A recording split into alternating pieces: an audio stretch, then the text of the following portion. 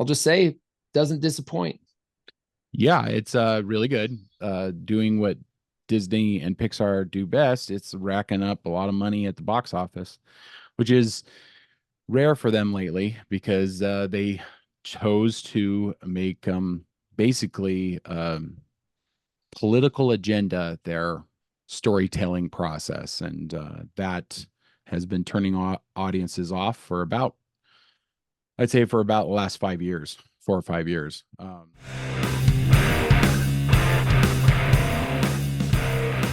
Hello and welcome to the Brothers Random Show. My name is Travis. I'm Michael. And we are two ordinary brothers discussing extraordinary ideas and some random shit. Michael, why are we here? Today we are discussing Inside Out 2.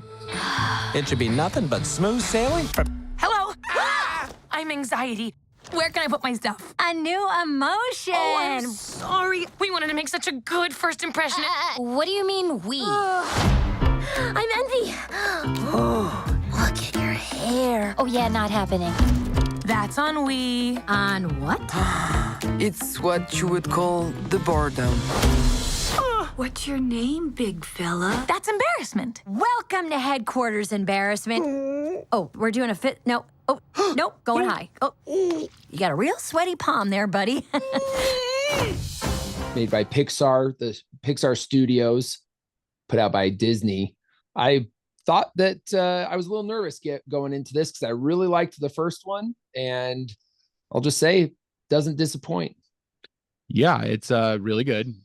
Doing what Disney and Pixar do best. It's racking up a lot of money at the box office, which is rare for them lately because they chose to make basically political agenda their storytelling process, and that has been turning audiences off for about, I'd say, for about the last 5 years, 4 or 5 years. Pixar was kind of the juggernaut for a long time, just pumping out success after success after success. Some of the best movies ever, like Up, The Incredibles, the Toy Stories, Toy Story movies. Toy Story, I think, was it Toy Story 1 was kind of their big. Yeah, that was their first. That was their first one, and big debut. Yeah, and it was a huge hit, and Wall-E was another good one. They were pumping out hits for a long time, and then they just started, getting worse and worse. The Buzz Lightyear movie did a couple of things wrong. First and foremost, they got rid of Tim Allen as the voice actor, which I think was their first mistake. Too conservative. Ooh. Yeah, he was too conservative, I guess, for them. So they got rid of him, and then they unfortunately they made the sidekick in the movie a little bit more, I don't know, better than the actual character of Buzz Lightyear, and that put people off. It was a confusing plot, and everybody just doesn't want to take their kids to a movie that pushes certain agendas, and that's what they were doing. They were pushing. Disney has come under a lot of scrutiny lately. They had a producer of a kids TV show who came on, who basically said that she had a agenda, and she was pushing that agenda. The showrunners were super welcoming. Meredith Roberts and our leadership over there has been so welcoming to my not at all secret gay agenda. And so I feel like all that momentum that I felt, that sense of I don't have to be afraid to let's have these two characters kiss. Let's in the background I was just wherever I could, just basically adding queerness to if you see anything queer in the show. It's Eric movie. Put a chick in it, make her gay, and I want it lame. It's kind of put families off. This is a family brand that has turned into an LGBTQ plus divided my sign brand. They're trying to cater to that demographic, and they've lost the family demographic in the process. Turning Red was kind of offensive to me, actually. It's an entire movie about a girl coming into puberty. It's meant for 8-year-olds, and it's talking about stuff that 13-year-olds go through. So did you ever see Turning Red? Yeah. There's a I euphemism don't for know. abortion in it. So Yeah. it put me off pretty quick. And I'm sitting Yeah. there with my 8-year-old who's like not getting half the stuff that they're saying, but I'm like, this is for 8-year-olds. It's pushing teenage horniness, is what it was pushing. That's what it felt like. I thought that we would see this earlier because Bob Iger said in a Shareholder meeting. shareholders interview, right? Saying It was that a he meeting or something like that for the shareholders. saying that they needed to prioritize good storytelling over pushing any kind of agenda, which is what we wanted to hear. Although it seems like since he has said that, we've had more pushing of agenda than good storytelling. Yeah, The Acolyte was put out on Disney Plus, and it's Right. been kind of a disaster. If you live under a rock, it's a Star Wars movie that pushes a major LGBTQ agendas, and families aren't into it, so they're not watching it.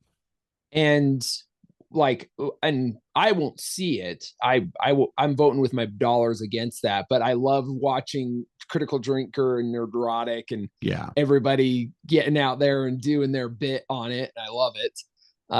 But just the case in point of putting personal agenda above or company any kind of company agenda. That, I mean, it's a company based in California, and we don't want it in our children's brands. That's really what people are going, wait, why is this a thing? Why do you need it in your entertainment, in your children's entertainment? Why do we need it in there? You know, the question isn't really like why we're offended by it. The question should be, why do you need it in children's entertainment? Anyway, this movie, I was a little afraid for, because I was very hesitant to take my children to it. I have been hesitant to take my children to all Pixar stuff. I mean, the worst thing that Illumination, who does the Minion movies, the worst thing they do is they do a lot of fart jokes, and they do a lot of bare ass. They have tons of shots of, and anybody who thinks things are funny is gonna go, yeah, bare ass is pretty funny, especially bare ass of Minions. So there's a lot of that in their movies. That's the worst thing that comes out of those movies. Usually there's not, the agenda, the LGBTQ agenda in those. So if when I'm comparing them, I'm more likely to go, the worst I'm going to see in a Illumination movie is bare ass and fart jokes. And the worst thing I'm going to see in a Pixar movie now, I'm thinking, well, are they going to talk about periods to an 8-year-old audience who's not even close to that at the age of puberty? Anyway, the whole point is that maybe Pixar is getting the hint. Maybe Pixar doesn't need to push their agendas, and they're getting the hint, and we can go, oh, hey, this movie is back to form. It's back to, okay, we care about audiences, we care about families, and we want, let's not make everything a sexual something in it, and I was worried that, because there was rumors online that Riley was going to be gay, and that there was rumors online that was going to come out as her being gay, Yeah. which I'm glad they did not do, because one, I don't feel like it's true to form, because in the first one she has crushes on guys, and and it's not true to form because there's an entire short they did called Riley's First Date, and that is hilarious because it's got the parents like and it shoots into their head, and the parents are all concerned about everything, and I love the little shot into the boy's head where she starts talking to this boy. Yeah. And then they're just like all these alarms going off, and like Fear is sitting there crying. Ah! A girl like, talk to us. Girl. Because this girl is talking to him, and they're just like, oh shoot, what do I say? And they totally get it. They like that kind of stuff, that early stuff. Like they get the idea that's behind this kind of romance. They get like everybody's kind of awkward, and there's a lot of awkwardness going on, and it's really good. So that first one is an excellent movie. And they did a ton of research into like the different types of personality types and stuff like that. Yeah. So there was this concern because in this new one, there's introduction of new emotions in Riley's head because she is going through puberty. So there's a ton of, there's four new emotions: anxiety, ennui, which is boredom, envy, and embarrassment. Because of the introduction of these 4 new characters, there was a lot of rumors online that one of them was going to be non-binary, and that they would have to be calling them they, them.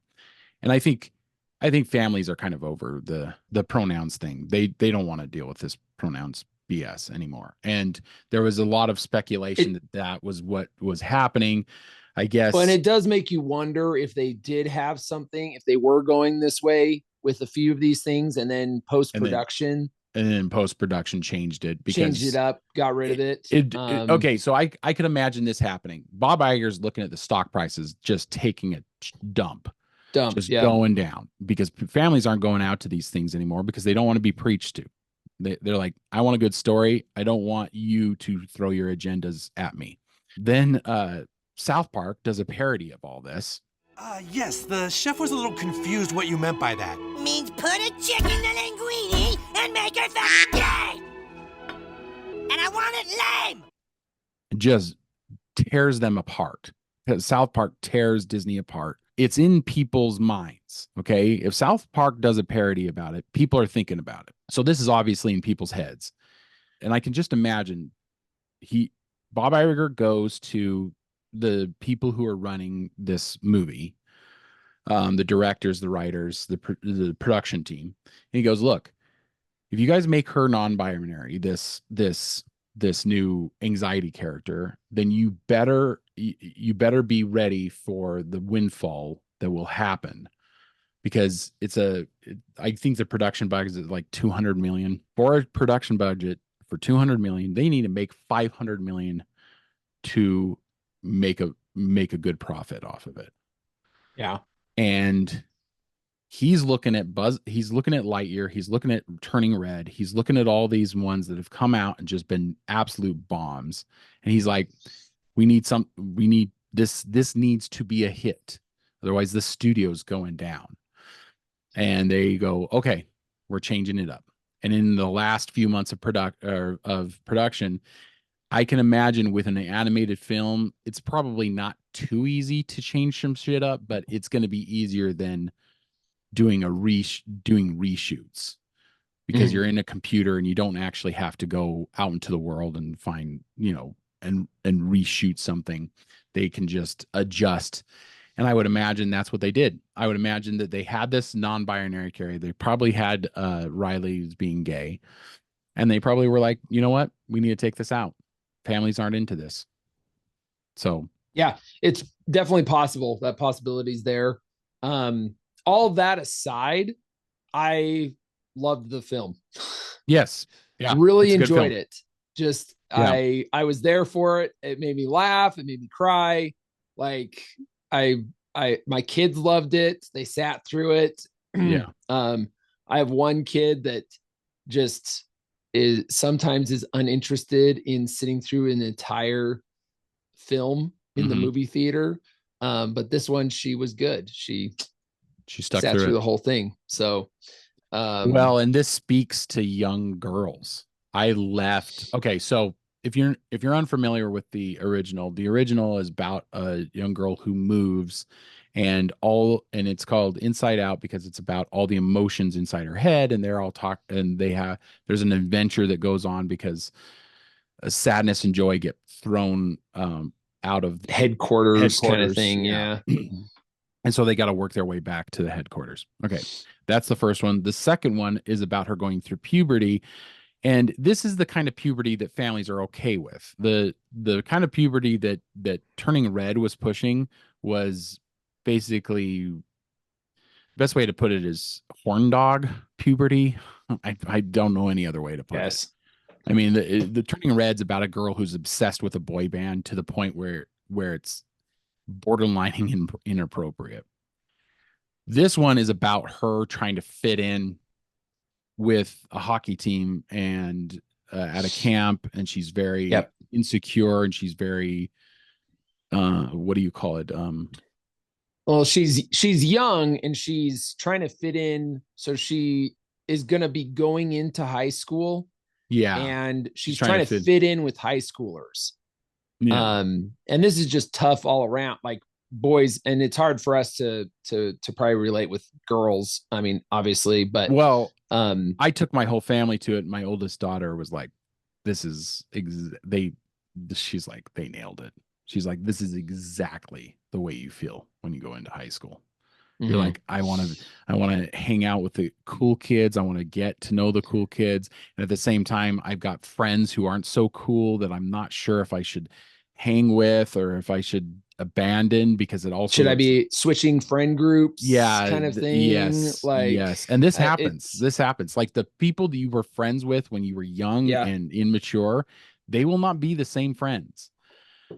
And this is more common for women. Usually boys, when they're friends at a young age, they're friends their entire life.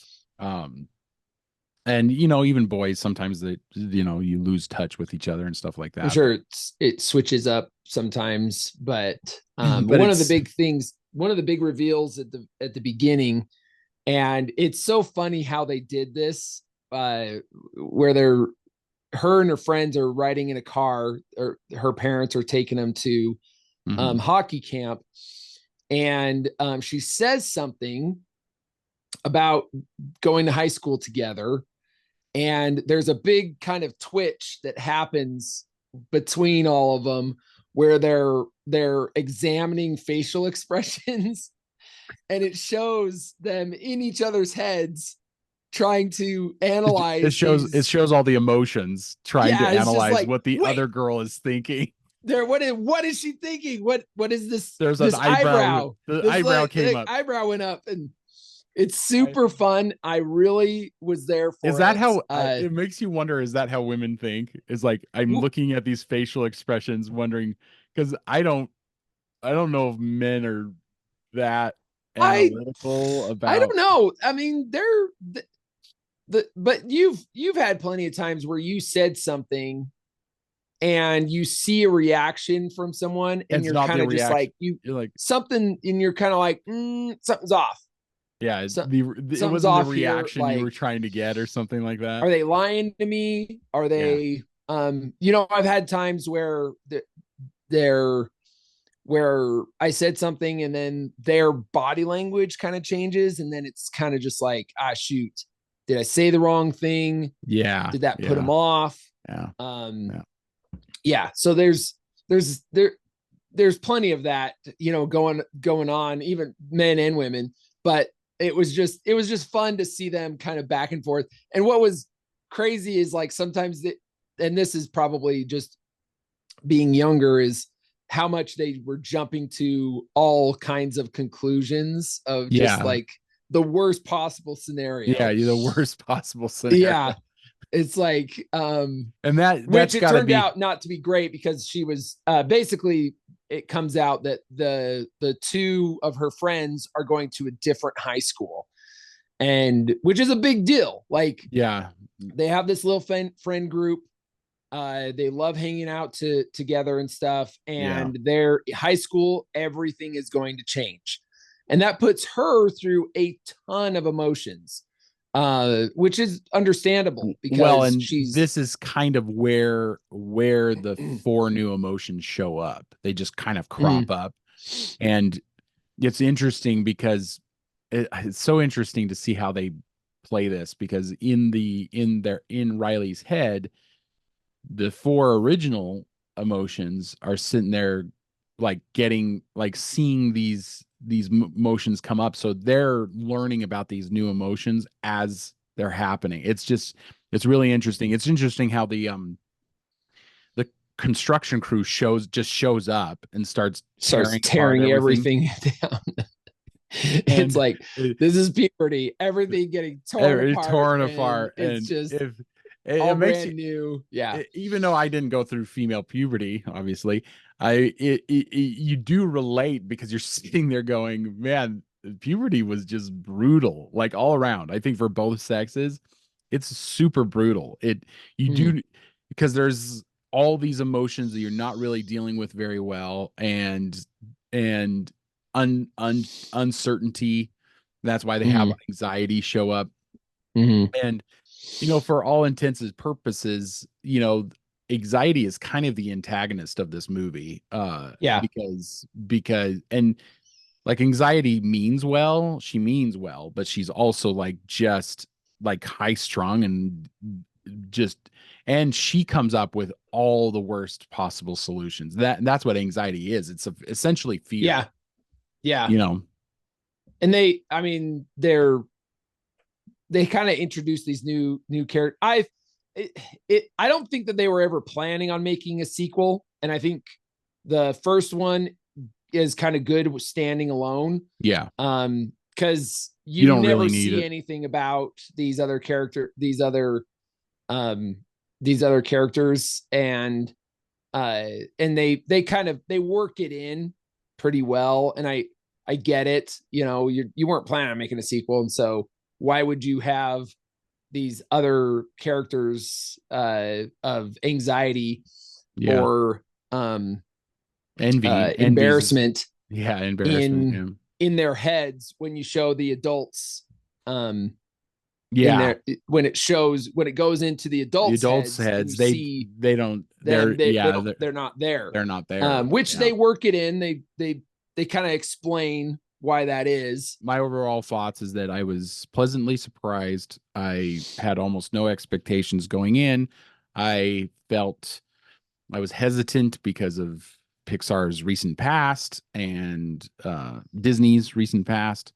And so I dug this movie. I thought it was excellent. What are your overall thoughts? Yeah, I thought it was great too. Also, just my kids loved it.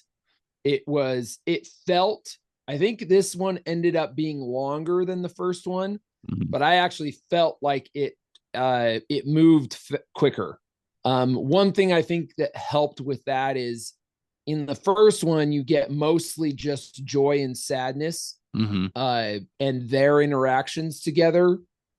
But in this one, they actually are mostly all 4 of the main characters, the main emotions, joy, sadness, anger, and fear, are and disgust. 5, sorry. Yeah. Are all mostly together. And that the interactions that they had together, I actually thought they did really well with. Yeah. And it may have actually lent to the story moving a little bit at a better pace. Yeah. I guess we can get into spoilers now. Spoilers right now. The way they were able to play it off, that anxiety was always there in the adults' heads from the first one, is that anxiety and embarrassment have their places, and they're outside of being at the console where they control kind of control the human. And they have their place that they kind of put them back in the back, and they can come every so often. But I didn't catch that. I guess I need to see it again. At the very end, you see that in Riley's head, Joy is kind of putting anxiety at a chair. Here's a chair. Here's where you hang out. And it was kind of back in the back. Yeah. Away from the console. Yeah. So it was kind of saying that's what you're supposed to do when you have anxiety, right? You're supposed to try to ground yourself, make yourself put it in like, a place. yeah, Put it in the back, like kind of put it away. Well, and it's always, I think that's what they were going for. Yeah. That's interesting. That's that is kind of what you do with your own emotions. So there's so much to these movies, and you're right. I don't think they planned on making a sequel because I guess that's a good explanation, because they also have what's the old lady that keeps showing up? Nostalgia. So they keep having nostalgia. I love that. Up. I thought it was super cute. It was cute. It's this cute old looking, and she's old got lady she's got rose-colored glasses. It's a funny idea, but I think as you get older, your nostalgia is going to probably take over the console, because that's one of the things that I think adults do way more of than kids do. So so that's a funny addition to it too. And the movie does a really good job of conveying these emotions, and then because at some point Riley has basically an anxiety attack, or maybe a nervous breakdown. I don't know the best way to put it, because she's under all this pressure to try to be liked by the coach and by the team, and she's just overwhelmed. And that's when anxiety completely takes over the console and just kind of goes ape shit over the console. It was just interesting because like that whole time, if you have children with anxiety, if you know children with anxiety, you know that this is something that's constantly kind of working itself out. It seems like in our current society that anxiety there's a lot more of it. I don't remember seeing a lot of anxiety when I was growing up. And we've talked about this a lot, but I think it's got something to do with being on our phones so much, being on electronics so much. Yeah. I'm sure that there's a lot of that. One thing I remember that I loved about the first one and this one, because they do it both times, is so joy is kind of the main emotion, which is kind of a good thing. And if you notice, and this may be sad or be stating something, but in the mother, sadness is the main emotion, and in the father, anger is the main emotion, which I don't know if they're which tracks, trying to say something, but with that, no, it tracks. So Jordan Peterson talks about this, that, and it's not to be sexist. He's just pointing this out, is like women on average deal with more negative emotion than men do. But men's go-to negative emotion is anger. That's the first one that they go to, because they've learned to get rid of the sadness in their lives. And and it's probably comes from a lot of evolutionary psychology history, where the first emotion might be if we're going to kill the saber-toothed tiger, to have some good healthy amount of anger or aggression in there to be able to do that. So I mean, we could go into all kinds of things, but so joy I think that tracks for her. I think that tracks mainly because Jordan Peterson says that basically because women's puberty years tend to go to a negative emotions, mainly because of menstrual cycles. And so that kind of feeds into like a melancholy or something like that. Now, that doesn't mean that they're just always that way. It just means that might be the primary emotion working itself out in their heads, which is why the mom's is her main, the main one at the console is sadness. And then the main one at the console of the dad's is anger. And anger is also aggression too, because anger and aggression are kind of laced together in some way. And aggression usually is a good thing if it's channeled properly. And so that's where the dads come in. And for a young kid, it is joy. You know, look at your youngest. Once they get out of the baby stage and into young child stage, it's mostly joy. Because my youngest, my 8-year-old, she's just fun all the time. She just wants to have a good time all the time. That's all she's thinking about. Yeah. I mean, we have our down moments, but that's usually what she's thinking about. But she also hasn't hit puberty yet either. So the main storyline for the first one and this one is that Joy is kind of she's trying to control everything, and then she needs to learn something, like learn a lesson of some kind and learn to kind of adapt with that. That's the story of the first one. It's the story of this one. Well, she's and isn't she like trying to get rid of the really negative moments? And she's sending them to the back of their head. She is so in the first one, she's all about trying to keep sadness from controlling anything, and then turns out that in order to that sadness needs to be integrated into the console, Riley's life. And because and you can't just keep sadness out all the time. Right. And in this one, she at the beginning, it shows she has a system where they basically get rid of all the things that she's done wrong. They're just like, okay, we're getting rid of this. Oh, she tripped somebody and got a foul. Yeah. In hockey. That's a bad thought, bad memory. We're getting rid of it. We're getting rid of it. Yeah. Now, that's not healthy as a that's person. Not healthy. That's not healthy. So she's controlling everything, and she needs to kind of, and as the story progresses, you realize that she needs to learn that these things can't be just gotten rid of. Like these mistakes can't be just gotten rid of. They have to be integrated into her sense of self. Or better way to put it would be learned from. So these mistakes so it's not good to throw out your mistakes because you're gonna have another one that's very similar to the one you had before. You should learn from these mistakes. You should integrate them, like you said, integrate them into your life.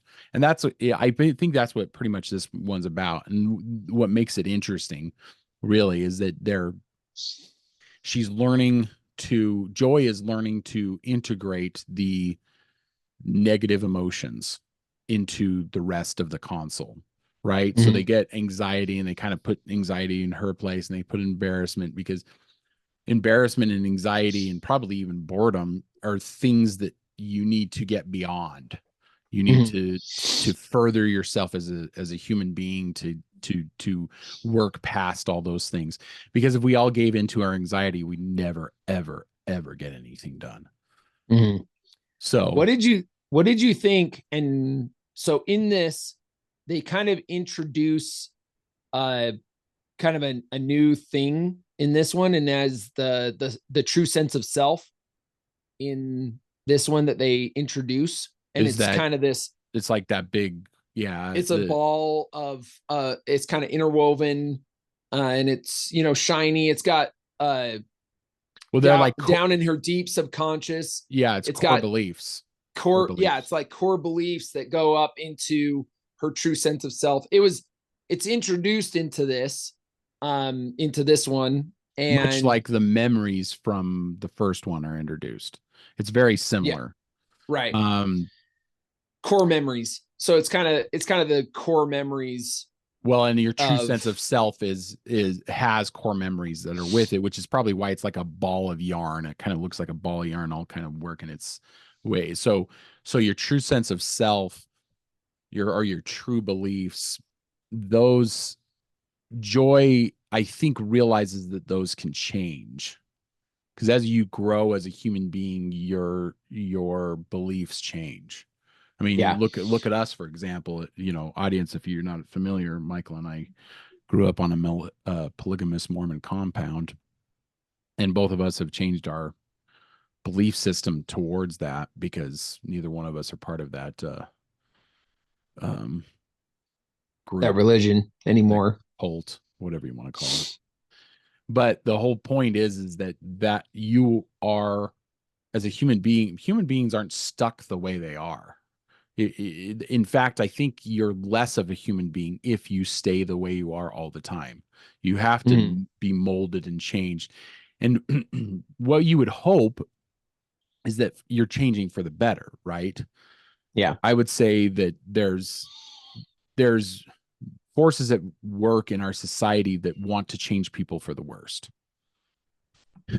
I don't know. Morality is kind of looked down upon in our society right now, and that also pushing through hard things, taking responsibility. I think that's probably a huge one, taking responsibility. Yeah. But taking responsibility. It's all about what's outside of me that is the cause of my sadness, or the cause of my what the cause of my you can actions. do in here. Yeah. Yeah. It's or all cause of my it's actions. everybody's done this to me. I'm a victim. And so I'm going to blame them for all of the actions that I do. That's the way that society's kind of built upon in current day. And COVID kind of was this giant magnifying glass on all of society's ills. And this is kind of, and if we can get stories like this more often where they kind of, everybody relates to this.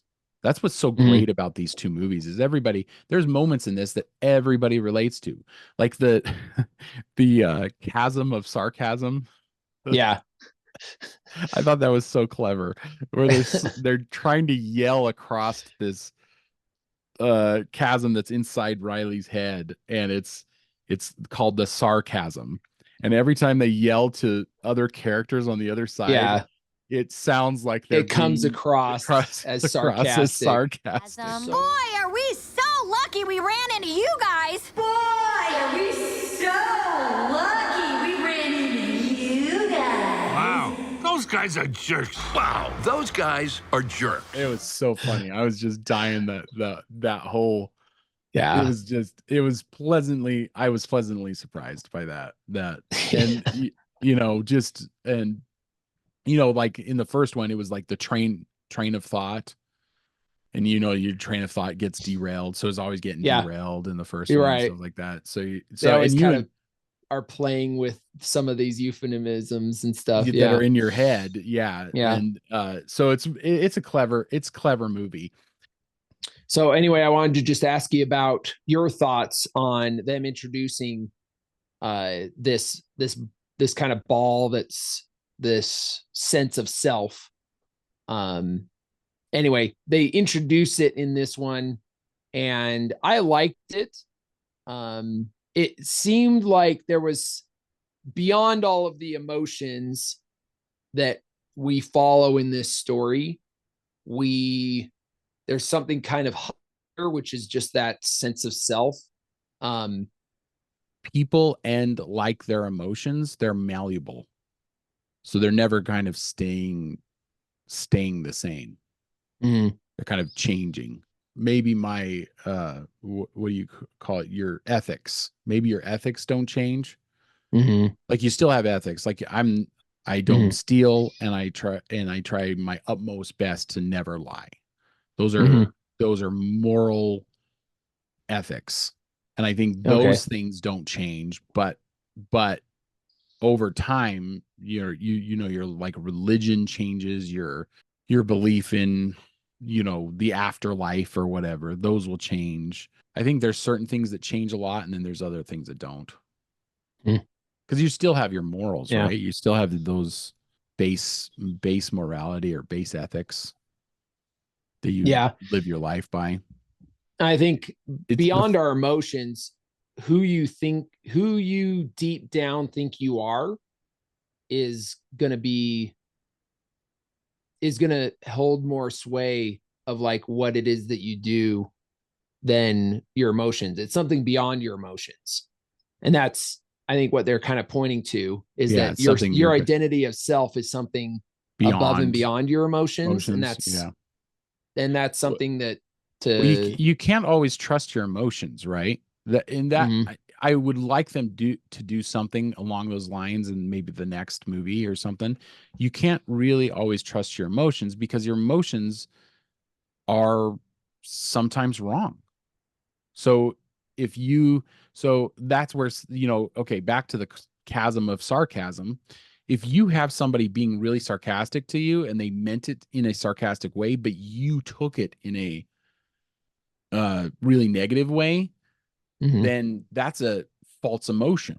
You're taking it as something that you don't even know, like, why would you say that to me? And then they're like, well, I was joking. That was a joke. I was being sarcastic or whatever. And then you can maybe correct it. But if you're still feeling that emotion, you're like, that's a wrong emotion. You're wrong. You're wrong about that because that person didn't mean it in that way. Do you get what I'm trying to put out there? Because emotions can be wrong. I think a lot of the time people's emotions are wrong.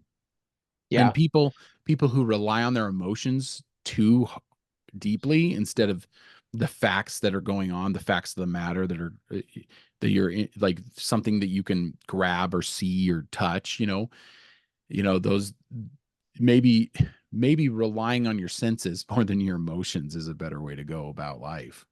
Yeah. And it's hard for people to kind of get that, right? Because they're so controlled by their emotions. Yeah, I don't know.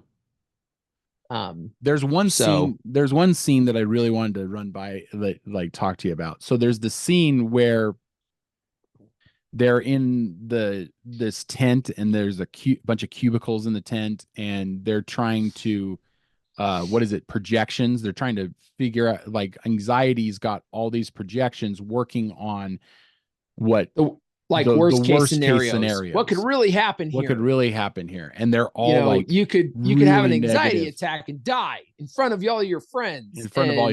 Yeah. And Joy comes in and she starts changing the projections ideas. I thought this was so interesting, the way it was handled, because anxiety has already taken over the headquarters and she's delegating the projections. And then Joy comes into the projections tent and Joy's trying to change the projections ideas, and they're the workers, they look like the construction workers. They're the same kind of like they look like blobs or whatever. And they got different personalities, and they're like animators. They look like an animation, like cubicle studio, old time. I thought this was so clever. This was such a great scene in the middle of this movie. And Joy's trying to convince them otherwise, that maybe, and she's like, or maybe this could happen, and it's like this wonderful, like, positive thing. Yeah. I just thought that was so well done. And then eventually anxiety like catches on, like, oh, Joy, you must be there. I'm coming after you, Joy, or whatever, all menacing. And what's interesting and then is anger, you're never gonna get me, coppers. Yeah. You'll never take me alive. You never take me alive. It was pretty fun. I can't remember exactly what he said there, but then they run away. Yeah. From the cops. Anyway, that was pretty fun.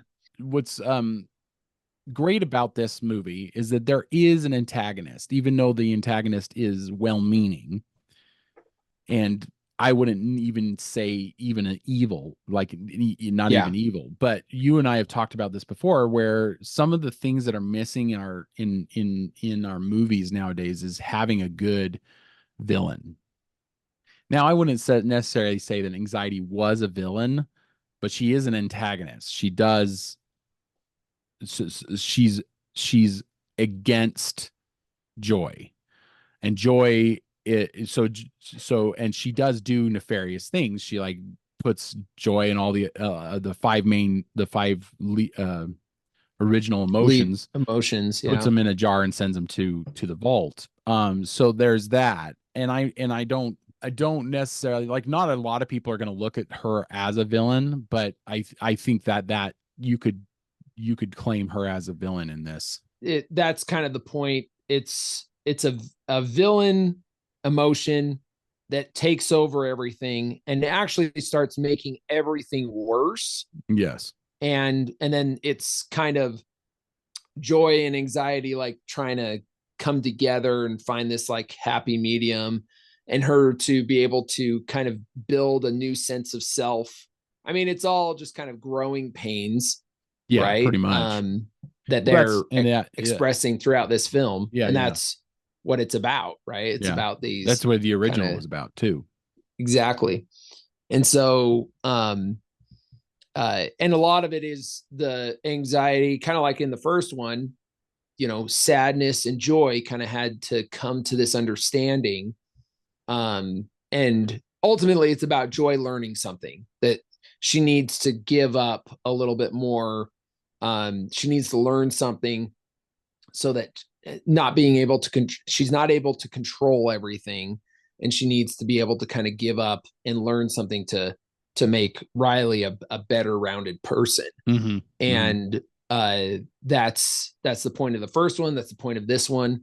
And to be able to, for her to realize that some of these things that Riley's done in the past, she has to learn from and actually integrate them into her sense of self, not just in a bad way, but also also have the negative with the positive.